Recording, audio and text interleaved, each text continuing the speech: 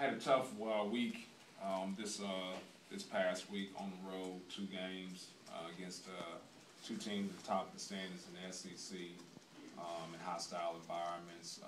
And then we were man down at Florida, so back into a shortened rotation. In the first game against Ole Miss, I thought our guys didn't come out in a great start. Disappointed in that, the fact that it's a rivalry game.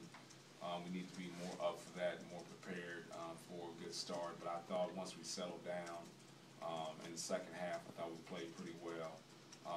And then the big problem in that first game against Ole Miss was, Gavin Ware only played 4 minutes in the first half and got 3 early fouls. So, our inside threat, our only inside threat was gone. Then the second game against Florida, we really, once we settled down, the turnovers, I think Florida had 16 points off our turnovers in the first half and only had 5 in the second half. So once we settled down there and got our composure, I thought we played pretty well. But we just can't get off the bad starts against really good teams, whether you're on the road or not, and it doubles the problem when you're on the road. So I just walked in and saw 2 of our guys out there shooting on their own. So, you get down and get disappointed about where your team is, and then you come out and see guys working on their own. It gives you a little bit of a lift going into practice. Gavin seems to, especially against Patrick, hadn't really shown any signs of intimidation, but it's really starting to come on and be solid on both ends of the floor. What's kind of different with him from the start of the year?